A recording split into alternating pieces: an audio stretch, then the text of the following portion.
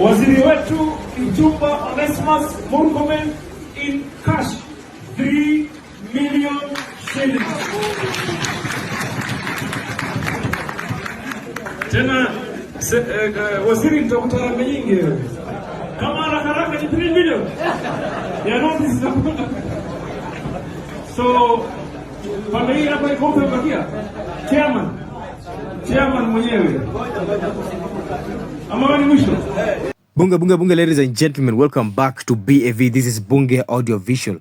Following the video of CS Interior, that is the Cabinet Secretary Interior, Honorable Kipchumba Murkomen, donating 3 million Kenya shillings to Madrasa in Garissa County. I think so many Kenyans were very, very disappointed, or rather frustrated with the kind of actions that were seen or rather witnessed at Garissa County at Madrasa, when Honorable Ali Hassan Joho welcomed ushered in Kipchumba Murkomen to donate the 3 million shillings to Madrasa. So today we are going to talk about the charges, the Madrasa, and the blood money Kenyans that the Kenyans are rising against. So in summary, just when Kenyans thought that they had sent a strong message against the misuse of taxpayers' money through the church harambes, the government has fired back with another controversial donation, this time to a Madrasa in Garissa County. So this uproar began when Kenyans protested against the Jesus Winner Ministry in Roysambu, furious over the 20 million Kenya shillings donation by President Ruto, who had given it to the church. And I think the demonstration was a very clear statement that they were against the religious institution being used as political tools. And many believe that this will mark the end of misusing public funds for religious endorsements. But instead of backing down, we're able to see the government actually double down. So the very next day, Interior CS Kipchumba Murkomen was spotted in Garissa, handing over 3 million Kenya shillings to a local Madrasa.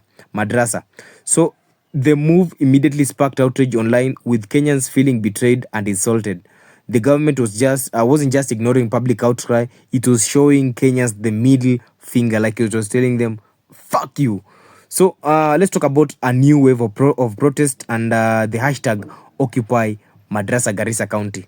So in response, the furious netizens launched hashtag Occupy Madrasa Garissa County, calling for a similar protest that actually happened to Roysambu at Jesus Winner Ministry. And many Kenyans see this as a direct provocation. If churches are being rewarded for loyalty, now Muslim institutions are next.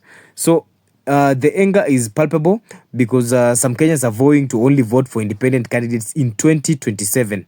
And they're going to end up rejecting the party politics in its entirety, because they are so tired of people being affiliated with political parties, and people are relying on political parties for them to be able to seize power, or rather gain various government positions, or rather various positions in office. And others call the donations blood money, accusing the government of bribing religious groups while the economy is crumbling at the same time, because they don't really see the need of the government coming up with a module of just issuing money to various religious institutions, yet its people are languishing in poverty, yet its people are unemployed, yet its people are facing very, very tough times when it comes to matters concerning access of basic needs, like water, like food, like shelter, like clothing. There's so many things that most of the Kenyans are actually going through at the moment because of this kind of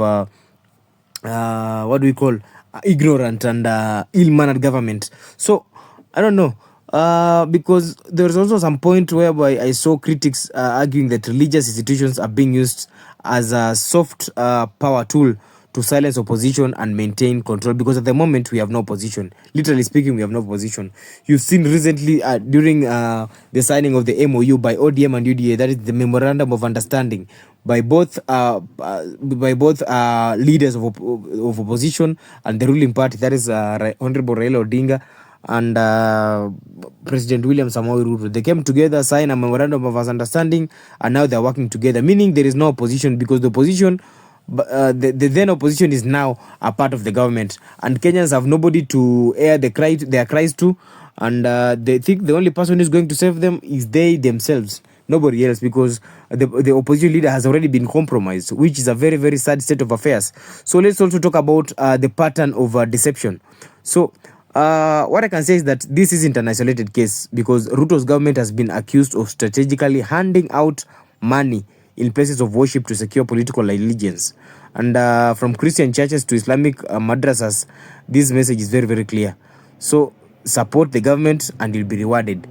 It's as clear as that. If you support the government, you're going to be rewarded. If you actually try and challenge their power, rather their authority, it means that you're actually going to pay the ultimate price by being by not enjoying the kind of privileges that most of their alliances, or rather most of their